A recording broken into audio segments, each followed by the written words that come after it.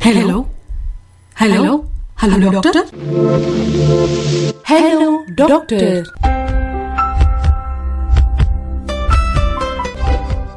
இன்னைக்கு நிகழ்ச்சியில மகப்பேறு மற்றும் மகளிர் நல மருத்துவர் டாக்டர் உமாராம் அவர்கள் நம்மளோட நிலையத்தில் இணைஞ்சிருக்காங்க. அவங்கள வெல்கம் பண்ணிடலாம். Hello doctor. வணக்கம். எப்படி இருக்கீங்க டாக்டர்? நல்லா இருக்கேன். ஓகே.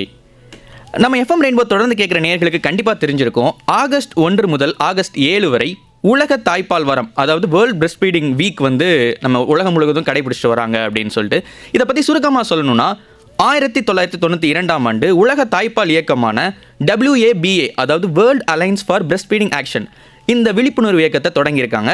இதற்கு வந்து ஆதரவு, அதாவது இதை இணைந்து செயல்பட்டு வருது யாருன்னு பார்த்தீங்கன்னா வேர்ல்டு ஹெல்த் ஆர்கனைசேஷன் மற்றும் யுனிசெஃப். அவங்களும் வந்து இதோட பங்களிப்பை தொடர்ந்து கொடுத்துட்டு வராங்க. இந்த வாரம் அனுசரிக்கப்படுவதற்கான நோக்கம் என்ன அப்படின்னு பார்த்தீங்கன்னா, ஆண்டுதோறும் ஒரு கருப்பொருள் கொண்டு தான் இதை வந்து நம்ம செயல்படுத்திட்டு வரோம். இந்த வாரத்துக்கான, அதாவது இந்த ஆண்டுக்கான கருப்பொருள் என்ன அப்படின்றத பார்த்தீங்கன்னா, breast feeding for a sustainable start in life, strengthen what works என்பதாகும். இதன் மூலம் என்ன விழிப்புணர்வு ஏற்படுத்துது அப்படின்னு பார்த்தீங்கன்னா வந்து, தாய்ப்பாலின் அவசியம், தாய்மார்களுக்கான ஆரோக்கியம், குழந்தைகளின் ஆரோக்கியம், இதை குறித்து வந்து நம்ம இந்த வாரம் மூலமாக விழிப்புணர்வு ஏற்படுத்திட்டு வராங்க. ஸோ இந்த உலக தாய்ப்பால் தினத்தை ஒட்டி தான் நம்ம ஹலோ டாக்டர் ஷோவில் இன்னைக்கு டாக்டர் உமாராம் அவங்கள்ட்ட நிறைய கேட்டு தெரிஞ்சுக்க போகிறோம். ஸோ நேயர்களும் நிகழ்ச்சியில் இணைஞ்சு உங்களோட சந்தேகங்களை இந்த தலைப்பில் குறிப்பாக கேட்கணும் அப்படின்னு நினைச்சிங்கன்னா நீங்கள் கால் பண்ண வேண்டிய எண்கள் 2952055554, மற்றொரு எண் 29860038 அப்படின்ற நம்பருக்கும் நீங்கள் கால் பண்ணலாம். முன்னிணைப்பிற்கு 044 அப்படின்ற நம்பர் சேர்க்க மறந்துடாதீங்க. எஸ் டாக்டர், ரொம்ப ஆர்வமாக இருக்காங்க, எனக்கு எப்போ விளக்கிறதுக்கு நீ சான்ஸ் தருவா அப்படின்ற மாதிரி. ஸோ டாக்டர், நான் உங்கள்கிட்ட இந்த கேள்வி தான் கேட்கணும்னு ஆசைப்பட்றேன். இந்த உலக தாய்ப்பால் வாரத்தை பற்றி உங்களோட கருத்து என்ன? இந்த விழிப்புணர்வு எவ்வளோ அவசியமானது அப்படின்னு நீங்கள் நினைக்கிறீங்க? ஸோ இந்த விழிப்புணர்வு வந்து ரொம்ப முக்கியமானது. இந்த ஒரு வாரத்தில் எல்லா இடத்துலையுமே தாய்ப்பால் ஓட முக்கியத்துவமும் அந்தந்த வருஷத்தோட என்ன தீமும் அதை பற்றி நிறைய ப்ரோக்ராம்ஸும் டிஸ்கஷன்ஸும் நடக்கும்.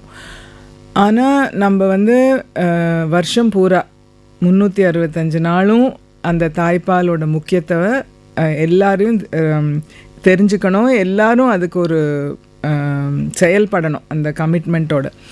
ஸோ இந்த வாரம் வந்து ஒரு ஃபோக்கஸ்டாக அட்டென்ஷன் கொடுக்கறதுக்காக செலிப்ரேட் பண்ணுறது.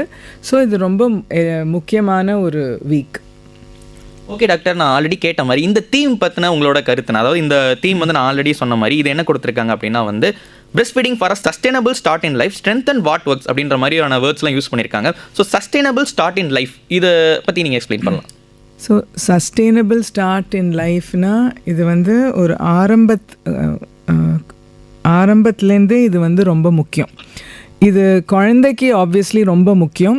பட் இதனால் தாய்மார்களுக்கும் பெனிஃபிட் உண்டு, பயன் உண்டு. இதனால் இது ஆரம்பிக்கும் போதே குழந்தை பிறந்த டைம்லேருந்து இது ரொம்ப முக்கியமாக நம்ம வந்து சப்போர்ட் கொடுத்து பண்ண வேண்டியது. இதுக்கு நிறைய இதோட உணர்வு இருக்கிறதுனாலையும் எல்லா ஹாஸ்பிட்டல்லையும் எல்லா புது தாய்மார்களும் இதில் ஃபோக்கஸ் இருக்கிறதுனால ஸ்டார்ட் யூஸ்வலாக நன்னா ஆரம்பிச்சிடுவாங்க.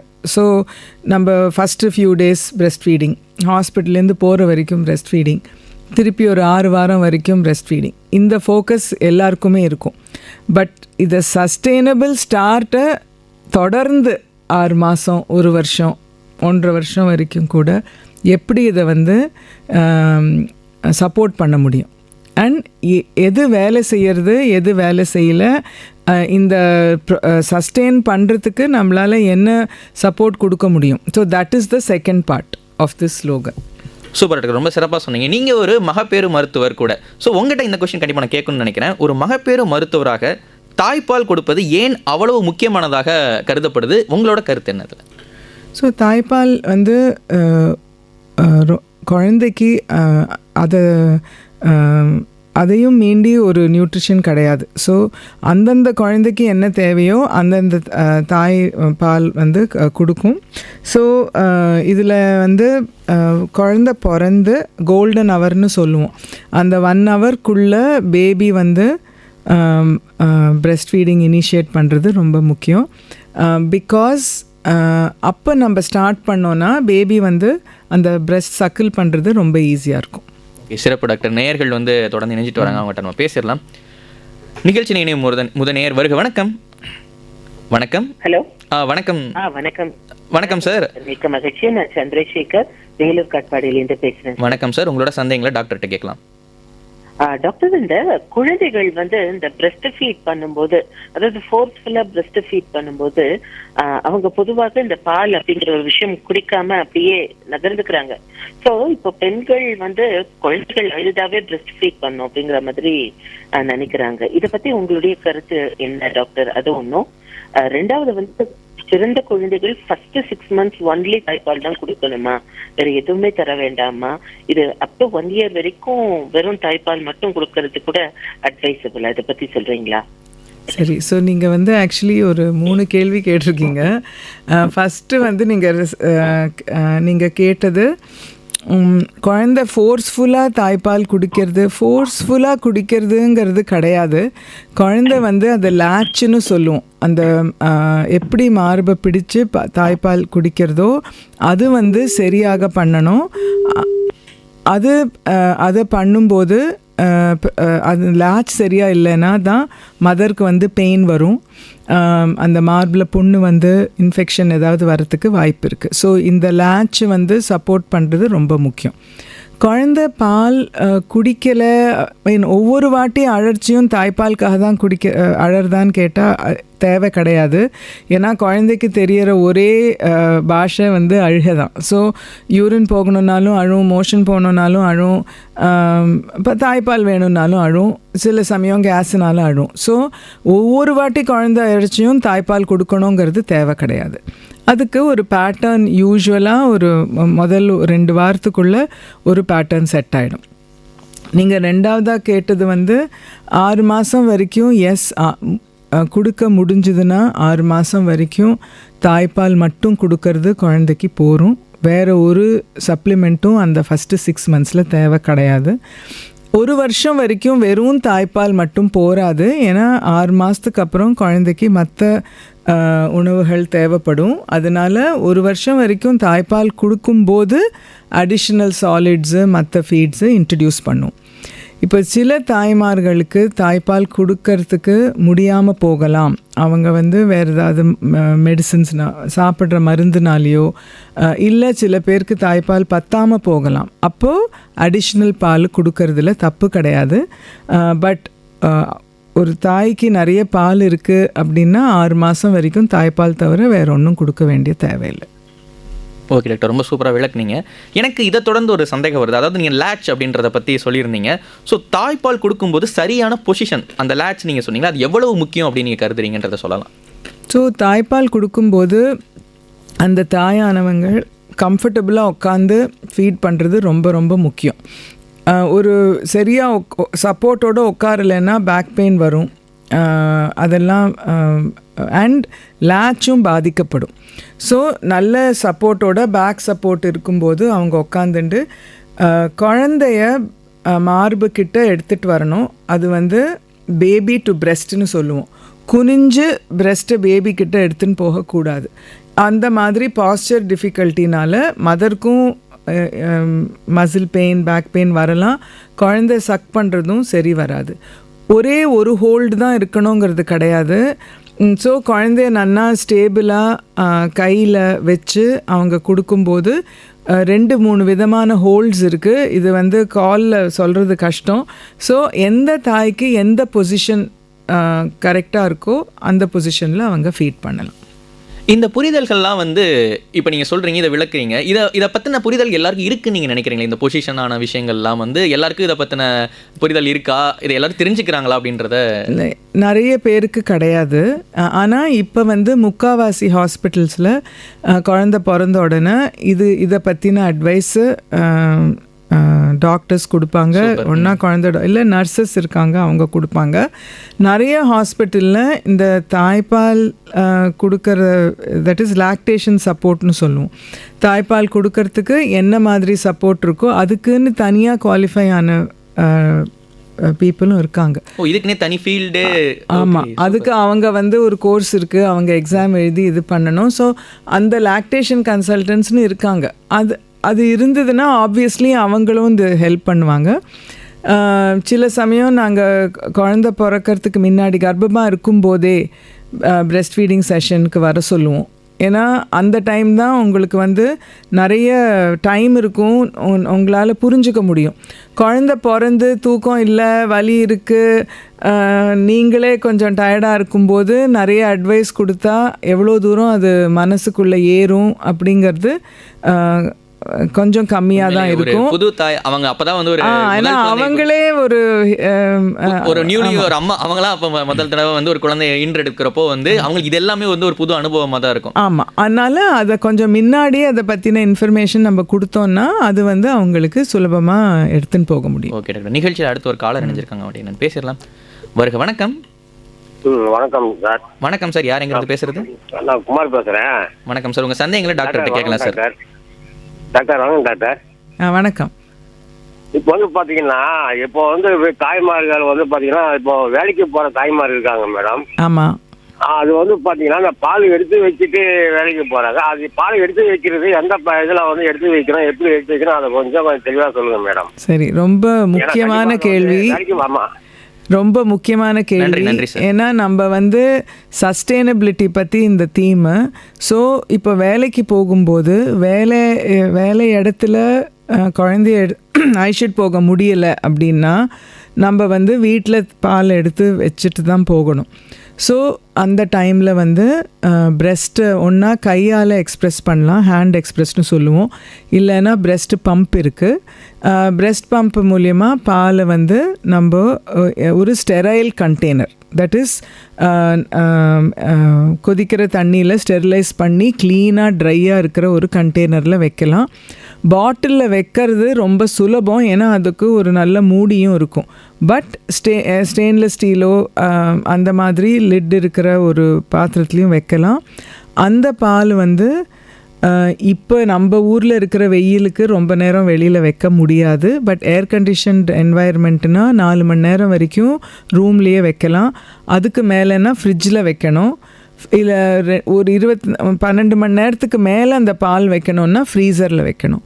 அந்த பாலை வந்து நம்ம எடுத்து அந்த ஜிலுப்பு போகிற வரைக்கும் வெந்நீரில் வச்சு, ஏன்னா பாலை நம்ம சுட பண்ண முடியாது, வெந்நீரில் வச்சு அந்த பால் அப்புறம் குழந்தைக்கு கொடுக்கலாம். ஓகே டாக்டர், நிகழ்ச்சியில் அடுத்ததாக ஒரு காலர் நினைச்சிருக்காங்க, அவங்களோட பேசிடலாம். வருக. வணக்கம். வணக்கம். வணக்கம் சார். வணக்கம் சார், உங்கள் பேர் சொல்லலாம், பேர் எங்கிறது பேசுகிறீங்கன்னு சொல்லலாம். நான் மின்ட்லேருந்து ராஜா பேசுகிறேங்க. வணக்கம் சார், உங்களோட சந்தேகங்களை டாக்டர்கிட்ட கேட்கலாம். டாக்டர், ஒரு குழந்தைங்க தாய்ப்பாலே குடிக்க மாட்டேங்குதுங்க. அப்புறம் அந்த நம்ம ஆப்பிள் சூடு பண்ணி இந்த பசஞ்சா கொடுத்த கூட சாப்பிட மாட்டேங்குது. ஏமா டாக்டர்? ஓகே, உங்களோட சந்தேகங்களுக்கு டாக்டர் பதிலளிப்பாங்க. நன்றி. ஸோ குழந்தை தாய்ப்பாலே குடிக்காமல் இருக்கிறது ரொம்ப இது காமன் கிடையாதுங்க.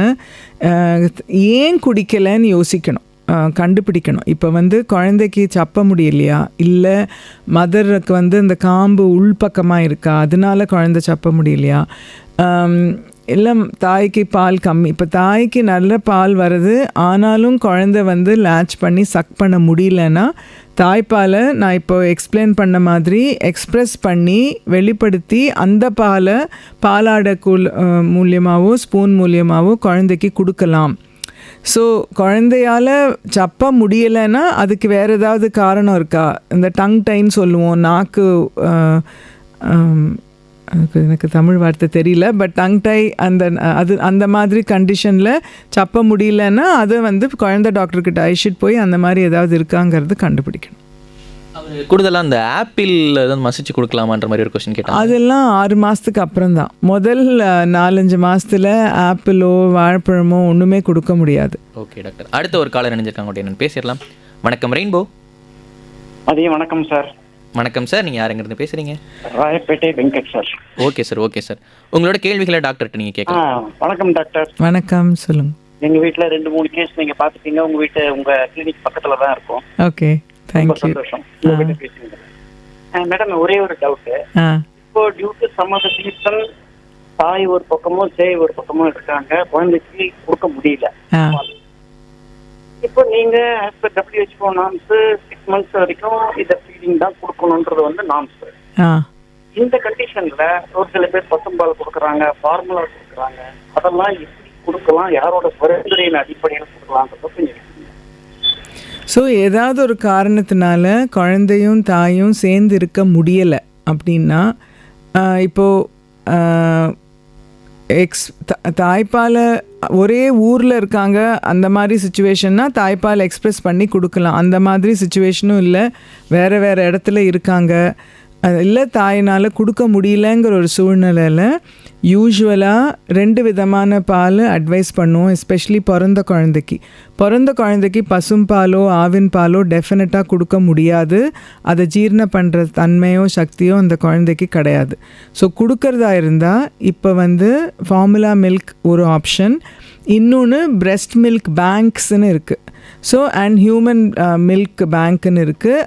இப்போ ரொம்ப கை குழந்தை, ப்ரிமெச்சூர் குழந்தை, அந்த மாதிரி சுச்சுவேஷனில் அந்த ஹியூமன் மில்க் பேங்க்லேருந்து எடுத்து கொடுக்க முடியும்.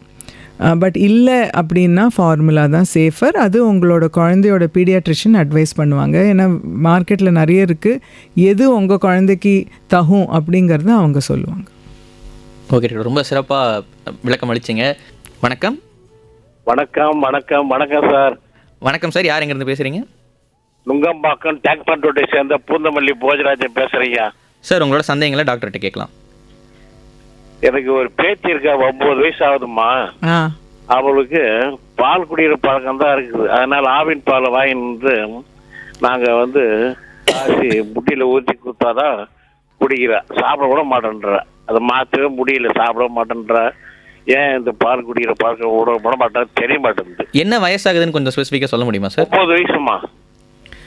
9 வயசு குழந்தை பால் தவிர வேறு ஒன்றும் குடிக்கலை அப்படின்னா நீங்கள் அதுக்கு குழந்தை டாக்டர்கிட்ட பேசி எந்த மாதிரி உணவுகள் இன்ட்ரடியூஸ் பண்ணுறதுங்கிறது டெஃபினட்டாக நீங்கள் பண்ண வேண்டியது. இது குழந்தைக்கு 9 வயசில் பால் மட்டும் பத்தாது. ஓகே சார், நன்றி நன்றி நன்றி. நிகழ்ச்சியில் இனிமே அடுத்த நேர் வருக. வணக்கம் சார். இருவருக்கும் மதிய வணக்கம் சார். மதிய வணக்கம் சார். அடையாளமேட்டில இருந்து ஆசீர்வாதம் ராஜேஸ்வரி சார். வணக்கம் சார். உங்க சந்தேகங்களை டாக்டர்கிட்ட கேட்கலாம் சார்.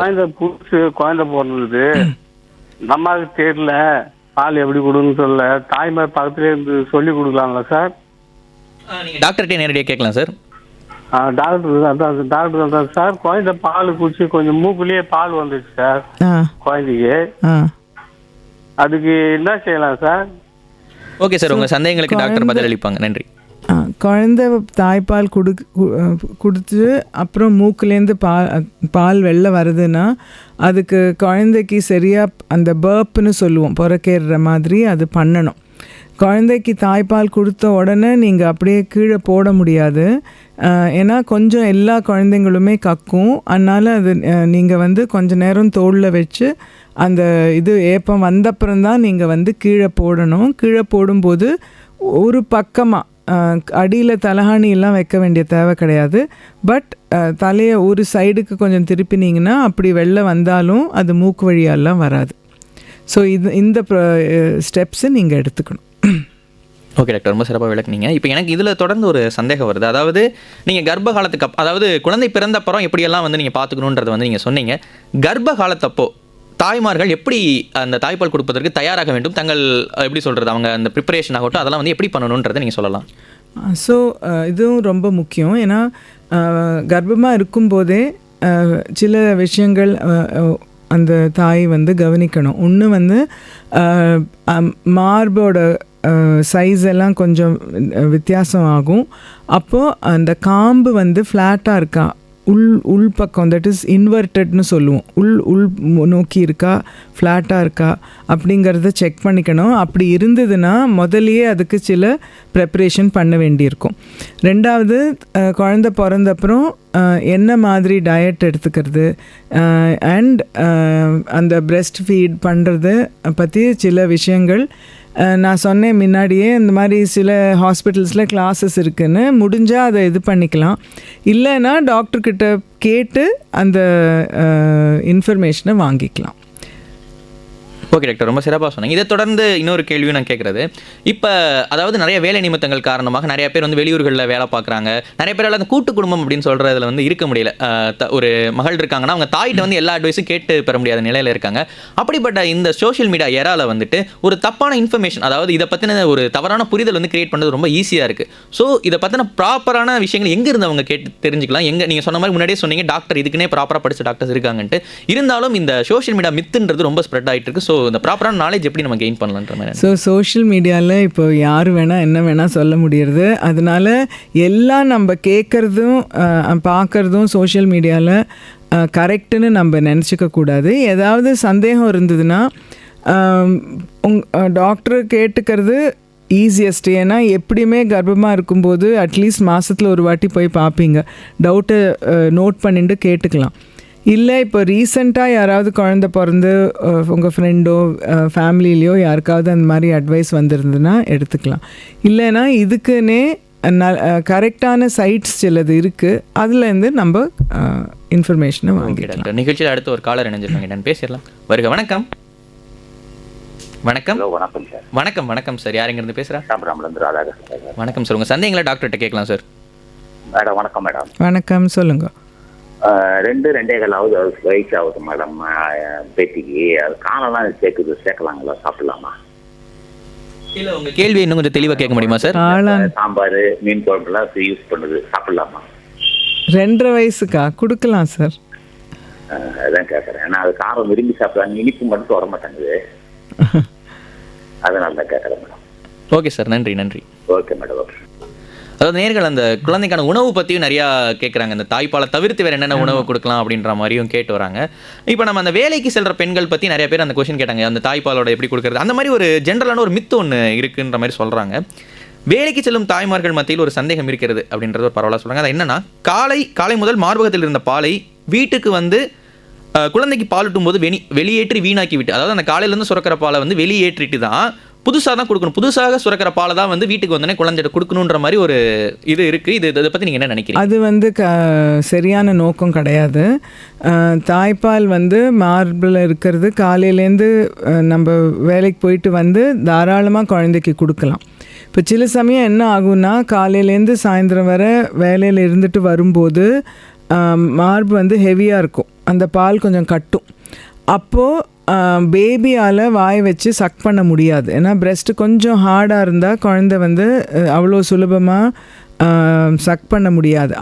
அந்த காரணத்துக்காக நாங்கள் என்ன அட்வைஸ் பண்ணுவோன்னா, கொஞ்சம் சுடு தண்ணி ஒத்தணும் அந்த மாதிரி வச்சு கொஞ்சம் பாலை வெளில நீக்கிட்டு அப்புறம் பேபிக்கு லான்ச் பண்ணால் பேபி குடிக்கும். ஆனால் வெளியே நீக்கிற பாலை வந்து டிஸ்கார்ட் பண்ண வேண்டாம், அந்த பாலையும் குழந்தைக்கு கொடுக்கலாம்.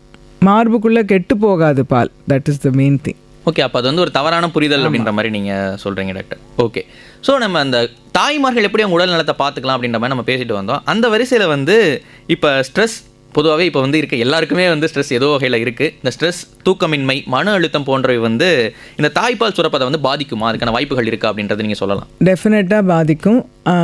அதனால இப்போது எல்லா புதிய தாய்களுக்கும் அட்வைஸ் கொடுக்கறது வந்து, தாய்ப்பால் சில மதர்ஸ்க்கும் சில குழந்தைங்களுக்கும் ரொம்ப சுலபமாக ஒரு ப்ராசஸ் ஆகிடும். சில தாய்மார்களுக்கு கஷ்டமாக இருக்கும், சில குழந்தைங்கள் அவ்வளோ ஈஸியாக தாய்ப்பால் குடிக்காது. ஸோ இது ஆகலையேன்னு அந்த ஸ்ட்ரெஸ்ஸில் தாய்ப்பால் கம்மியாகிறதுக்கு வாய்ப்பு இருக்குது. இப்போ இதில் வந்து இந்த இயர் தீம் ஃபோக்கஸ் அந்த சஸ்டெயினபிலிட்டியில் கூட இருக்கிறவங்க, அது பாட்டியாக இருக்கட்டும், அவங்களோட அம்மா, அவங்க மாமியார், இல்லை ஹஸ்பண்டாக இருக்கட்டும், எல்லாரும் அந்த லேடிக்கு சப்போர்ட்டிவாக இருந்தால் இது சுலபமாக இந்த ஸ்ட்ரெஸ்ஸு குறையும். நீ கொடுக்கல, நீ பண்ணலை, உனக்கு தெரியலை, அந்த மாதிரி திருப்பி நீ நெகட்டிவாக ரீஎன்ஃபோர்ஸ் பண்ணிட்டு இருந்தால் அந்த ஸ்ட்ரெஸ் இன்னும் ஜாஸ்தி ஆகும். இதே மாதிரி மன நோக்கம் கூட, தட் இஸ் அந்த டிப்ரெஷன் அதெல்லாம் வந்தாலும் டெஃபினட்டாக கொஞ்சம் தாய்ப்பால் கம்மியாகிறதுக்கு வாய்ப்பு இருக்குது. ஓகே, இதிலிருந்து அவங்க இதையும் கன்சிடர் பண்ணிட்டு அந்த மன அழுத்தம் அதெல்லாம் இல்லாமல் இருக்கணும். ஆப்வியஸ்லி வந்து அந்த குழந்தை வளர்ப்புன்றது சாமானியமாக இருக்க போகிறதில்ல. அந்த குழந்தை அழுகிறதுல ஆரம்பிச்சு அவங்கள தேத்துறதுலேருந்து எல்லாமே ஒரு புது சேலஞ்சாக தான் இருக்க போகுது. பட் இந்த ஸ்ட்ரெஸ் மூலமாக கூடுதலாக அது நம்மையும் பாதிக்கும் அப்படின்றத தாய்மார்கள் கண்டிப்பாக நினைவில் வச்சுக்கணும். ஓகே டாக்டர், இதை தொடர்ந்து இன்னொரு கேள்வி என்ன இருக்குன்னா, இந்த தாய்ப்பால் சுரக்கிறது அப்படிங்கிறது வந்துட்டு அதுக்காக ஏகப்பட்ட உணவுகள் வந்து எடுத்துக்கிறாங்க. நம்ம என்னதான் வந்து நம்மளுக்கு மெடிசன்ஸ் அதெல்லாம் இருந்தால் கூட அந்த உணவுகள், அதாவது நம்ம என்னென்ன உணவுகள்லாம் எடுத்துக்க முடியும் அப்படின்றது பல பேரோட ஒரு சந்தேகமாக இருக்குது. நீங்கள் என்னென்ன உணவெல்லாம் சஜஸ்ட் பண்ணுவீங்க? இந்த தாய்ப்பால் சுரக்கிறதுக்கு தாய்மார்கள் என்னென்ன உணவுலாம் எடுத்துக்கலாம் அப்படின்னு நினைக்கிறீங்க? ஸோ முக்கியமாக தண்ணி நிறைய குடிக்கணும். ஏன்னா தாய்ப்பாலோட 80% வந்து வாட்டர் தான். ஸோ நான் இது ஏன் குறிப்பாக சொல்கிறேன்னா, நிறைய ஃபேமிலிஸில் வந்து குழந்த பிறந்த உடனே புது தாய் வந்து தண்ணி நிறைய குடித்தா வச்சுக்கும் அப்படின்னு நினச்சி தண்ணியை கம்மி பண்ணுறாங்க. அது பண்ணக்கூடாது. ஸோ நிறைய வாட்டர் கொடுக்கணும். 2.5 லிட்டர்லேருந்து 3 லிட்டராவது தண்ணி குடிக்கிறது முக்கியம். அப்புறம் வெஜிடபிள்ஸ், ப்ரோட்டீன் டயட்டில் இருக்கணும். எல்லா விதமான பருப்புகளும் எடுத்துக்கலாம். நான் வெஜிடேரியன் சாப்பிட்றவங்க எக்ஸு, நான்வெஜ் எடுத்துக்கலாம். அதை தவிர இந்த நீர் அதிகமாக இருக்கிற காய்கறிகள், ஸோ பூஷ்ணிக்காய், சொரக்காய், அந்த மாதிரி இந்த கோட்ஸ், அந்த காய்கள் அகெயின் நீர் கண்டென்ட் அதிகமாக இருக்கிறதுனால எடுத்துக்கலாம்.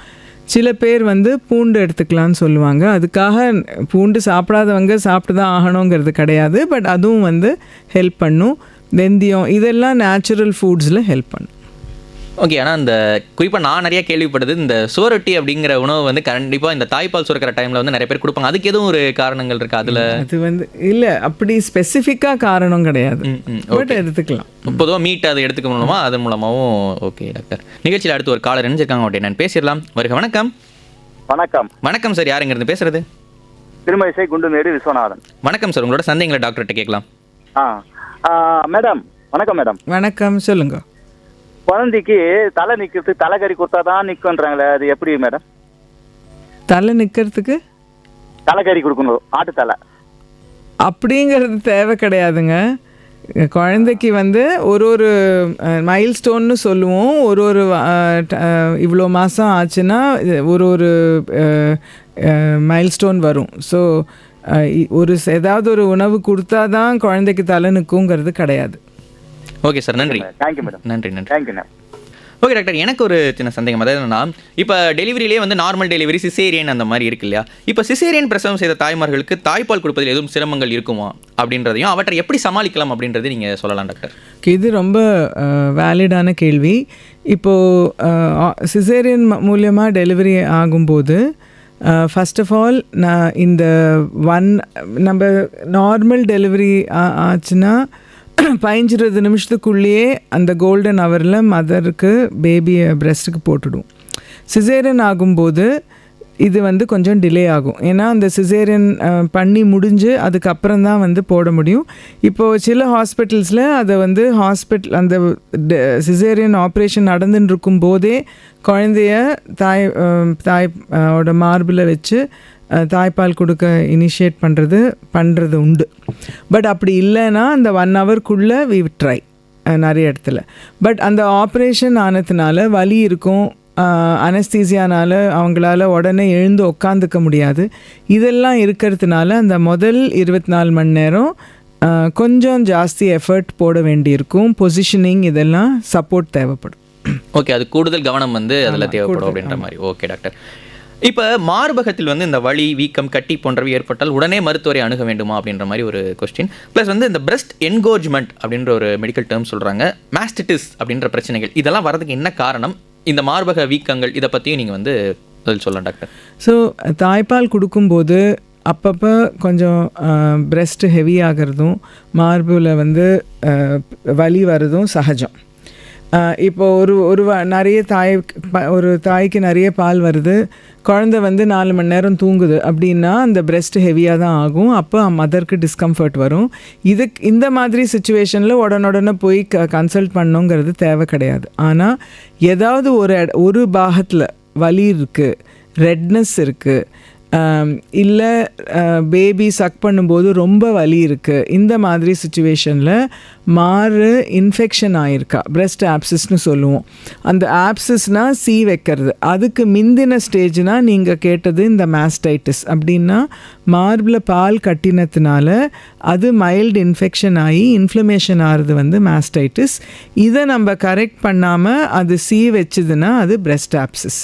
ஸோ இதை வந்து தவிர்க்கிறதுக்கு நம்ம முதல்லையே தவிர்க்கிறது வந்து தாய்ப்பால் ரெகுலராக கொடுக்கறது, பேபி லேட்ச் சரியாக இருக்கிறது, காம்பில் புண் ஆகாமல் பார்த்துக்கிறது, இதெல்லாம் தான் ப்ரிவென்ஷன்.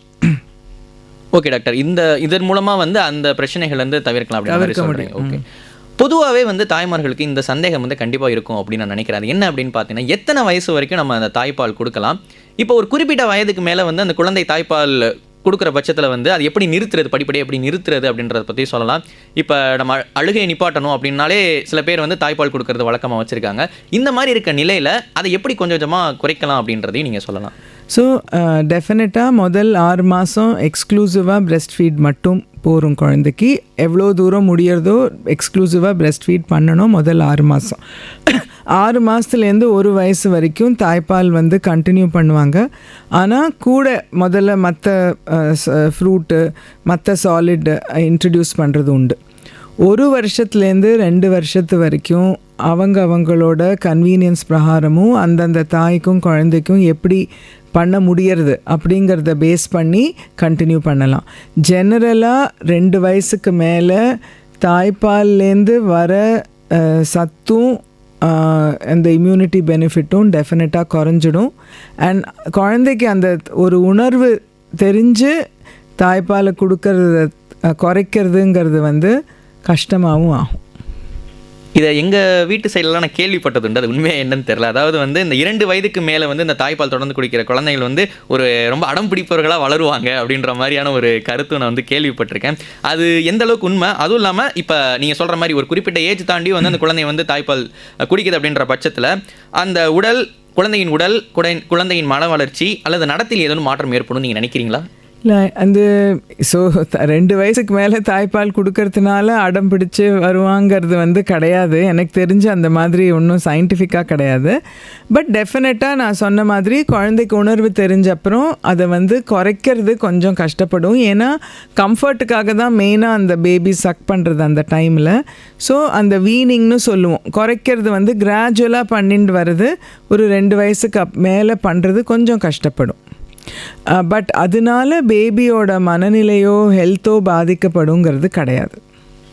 ஓகே டாக்டர், ரொம்ப சிறப்பாக சொன்னீங்க.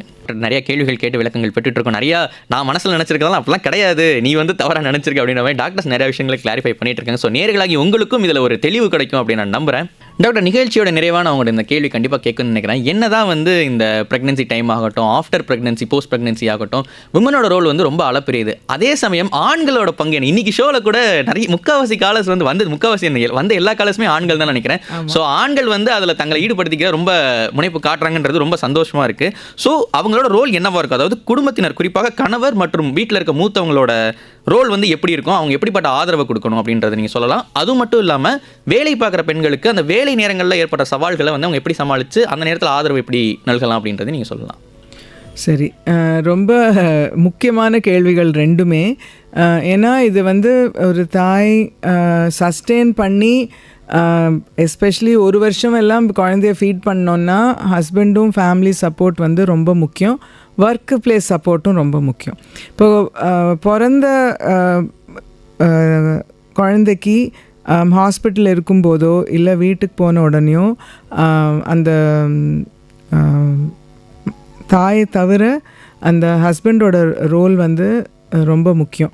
ஏன்னா அந்த டைமில் வந்து டெலிவரி அப்போ தான் ஆயிருக்கும், நிறைய ஹார்மோனல் சேஞ்சஸ் இருக்கும். அவங்களுக்கும் வந்து அந்த ரிக்கவரி இருக்கும்போது கொஞ்சம் சப்போர்ட்டிவாக என்கரேஜிங்காக அண்ட் குழந்தை அந்த தாய்மார்களுக்கு அப்போ தூக்கம் ரொம்ப கம்மியாக இருக்கும். ஸோ கொஞ்சம் நேரம் குழந்தைய ஹஸ்பண்ட் வச்சுட்டு அவங்கள கொஞ்சம் தூங்க விட்டு அப்புறம் வந்து பிரெஸ்ட் ஃபீட் பண்ணுறச்ச சப்போர்ட் பண்ணுறது வந்து ரொம்ப ரொம்ப ஹெல்ப்ஃபுல்லாக இருக்கும். அண்ட் நிறைய ஃபாதர்ஸ் வந்து இப்போது ரொம்ப இன்வால்வ் ஆகிறாங்க.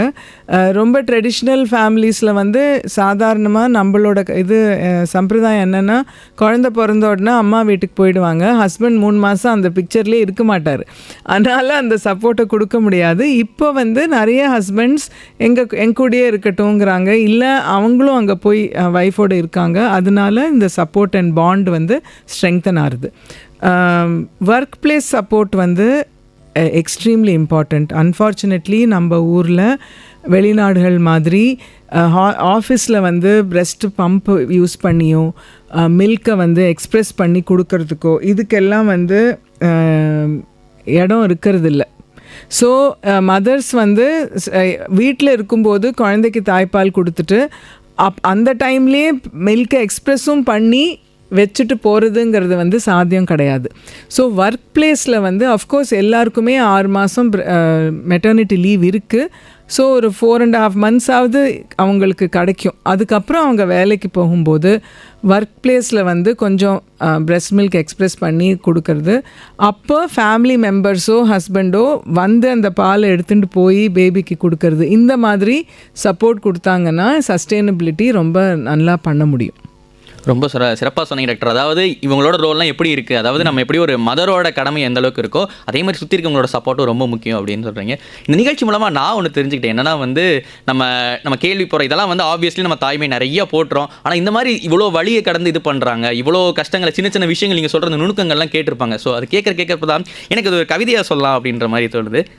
தாய்மை என்பதே தியாகத்தின் எல்லை, தாயின் அன்பினும் உயர்ந்தது இல்லை, உதிரம் கொடுத்தவள் உயிரை காற்றவள். எஸ், இந்த மாதிரி சொல்லி நிகழ்ச்சியை நிறைவு பண்ணலாம்னு நினைக்கிறேன். ரொம்ப சிறப்பாக போச்சு டாக்டர். நீங்கள் நிறைய கருத்துக்களை எங்களோட ஷேர் பண்ணீங்க. நிகழ்ச்சியில் இருந்து உங்களோட பொண்ணான கருத்துக்களை செலவு பண்ணதுக்கு நன்றி. நீங்கள் நிகழ்ச்சியோட நிறைவாக ஏதாவது சொல்லணும்னு ஆசைப்பட்டீங்கன்னா சொல்லலாம். இது வந்து என்னை இன்னைக்கு இங்கே அழைச்சி இதை கொடுத்த ஆப்பர்ச்சுனிட்டிக்கு தேங்க்யூ, நன்றி. அண்ட் இந்த மெசேஜ் வந்து எல்லாருக்கும் பரவணும். இந்த 7 நாள் மட்டும் இல்லை, பட் நான் சொன்ன மாதிரி வருஷத்தோட 365 days நம்ம வந்து நியூ மதர்ஸ் அண்ட் நியூ பேபிஸை சப்போர்ட் பண்ணணும். சூப்பர் டாக்டர், நன்றி.